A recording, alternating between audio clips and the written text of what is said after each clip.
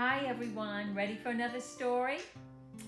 This story is called Bridge, Bumps, and Booze. Bridge, Bumps, and Booze. Mom and Daddy loved to play the game of bridge. They would invite their friends over for drinks and dinner, and then they would play bridge for the rest of the night. Penny and I were babies when that started this, and they continued until we were teens. Mom and Leola would set the tables up and then make fancy snacks to serve before dinner. We would be allowed to say hello to their guests, but then we were ushered upstairs to play until bedtime, which was usually shortly after.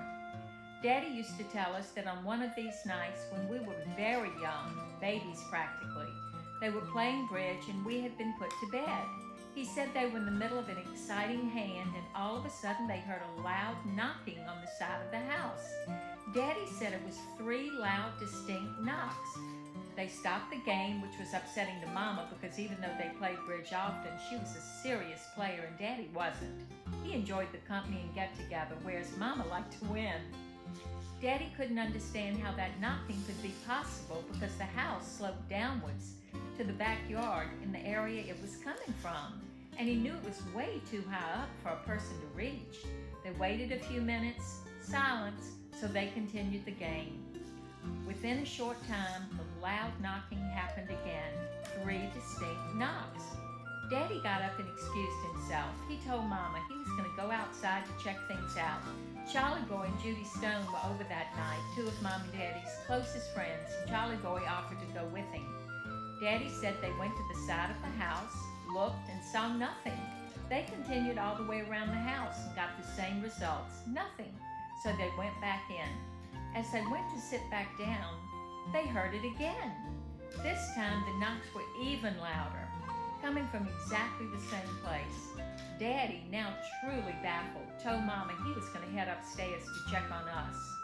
The next thing everybody knew, they heard Daddy yelling for Charlie Boy to get upstairs quick. They all hit the stairs at the same time, and when they got up to our room, Daddy was frantically putting out a fire. Mom and Judy grabbed me, Ann, and Penny out of their beds and rushed us downstairs. Helen was spending the night out that night. Charlie Boy threw open all the windows and Daddy got the fire out. Apparently, the small lamp on one of the tables was old and sparked and caused an electrical fire. Thank God it was on the other side of the room, but on its way to becoming really a lot bigger. Mom and Daddy never did find out where that knocking came from on the side of the house that night. But right up until the day Mama died, if that story came up, she was quick to say, that knocking was pure and simple. It was our guardian angels. On occasion, Mom and Daddy would have a bridge party instead of just a few friends over.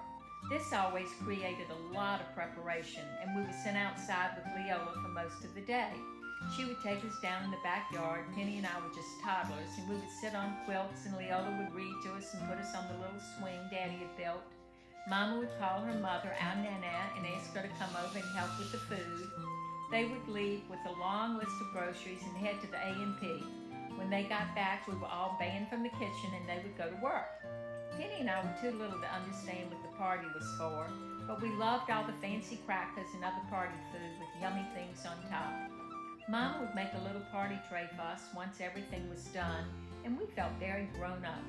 We were put to bed around 7 and we usually sleep around 7:30.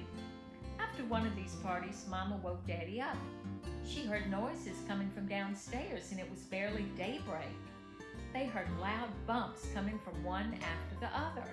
Daddy told Mama to stay put and he headed down the steps. He looked in the living room, saw nothing, but he heard another loud bump coming from the dining room. He peered around the corner and lo and behold, he saw me. I was walking sideways, grinning and grabbing at the glasses on the tables. Mom and Leola had set up several card tables for the party. Due to the late hour, Mama left the cleanup from the party for the next day. I had somehow gotten up early and gone downstairs and was cheerfully drinking all the leftover cocktails. Daddy picked me up. They put me to bed and called Dr. Ed. He came straight over, gave me a quick once-over, looked at Mom and Daddy and said, Catherine is drunk, tight as a tick, put her to bed.